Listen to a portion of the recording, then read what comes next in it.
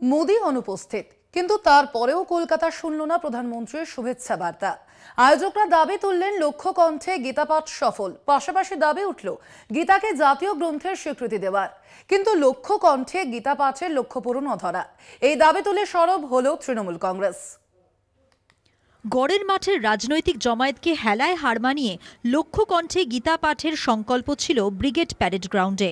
শীতের সকালে মহানগরীর ময়দান গেরুয়া চাদরে ঢাকা পড়লেও লক্ষ্য কণ্ঠের অর্ধেকও ভরাতে পারল না আয়োজকরা।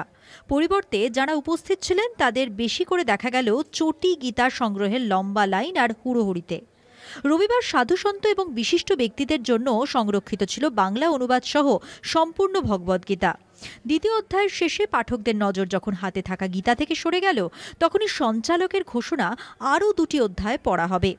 আপনারা ধৈর্য ধরুন। এরপরই 12 নম্বর অধ্যায় দিয়ে আবার শুরু গীতা পাঠ। শেষ হতেই উলুধ্বনিতে ছেয়ে গেল ব্রিগেড চত্বর। আগতদের মধ্যে থেকে তখন আওয়াজ উঠল ভারত মাতা কি জয়। মঞ্চে স্লোগান উঠল কৃষ্ণ কৃষ্ণ হরে হরে, গীতা পাঠ ঘরে ঘরে। কিন্তু প্রতি অধ্যায়ের শেষে শঙ্খধ্বনি শোনা গেলেও কলকাতার প্রাণকেন্দ্রে তার প্রভাব চোখেই পড়ল না।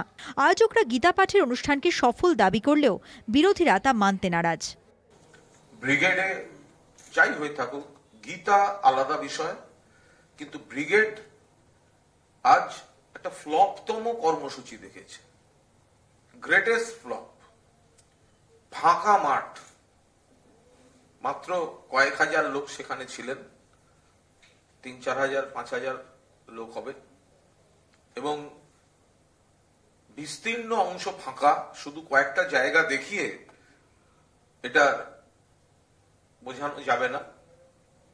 এবং এটা খবর পেয়েই কিন্তু প্রধানমন্ত্রী আসেননি, এই যে লোক হবে না। রবিবার ব্রিগেডে বিশেষ নজর কাড়ে বঙ্গ বিজেপির সমস্ত স্তরের নেতার গীতা পাঠ। বিজেপির একাধিক সাংসদ, বিধায়ক, সাংগঠনিক নেতাদের উপস্থিতি বিজেপির বিরুদ্ধে ধর্মীয় সুড়সুড়ির অভিযোগ আরও কিছুটা উস্কে দেয়। অন্যদিকে বিরোধীদের দাবি দেশের প্রধানমন্ত্রী নরেন্দ্র মোদী অনুপস্থিত থাকায় আয়োজকরা ড্যামেজ কন্ট্রোলের চেষ্টা করে মোদীজির পাঠানো বার্তা দিয়ে।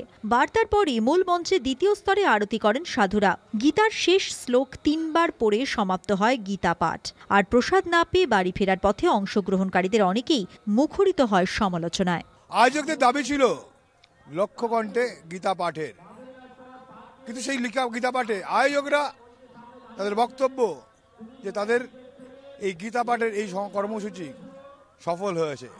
কিন্তু কলকাতা পুলিশের সূত্রে খবর যে যেভাবে আয়োজকরা দাবি করেছিলেন লক্ষ্য কণ্ঠে গীতা পাঠ, যে গীতা পাঠে মাননীয় প্রধানমন্ত্রী আসার কথা ছিল, সেই গীতা পাঠের কিন্তু যে লক্ষ্য মাত্রা তারা ধরেছিলেন সে লক্ষ্য কণ্ঠে, তার অর্ধেকটাও কিন্তু তারা ভরাতে পারেননি।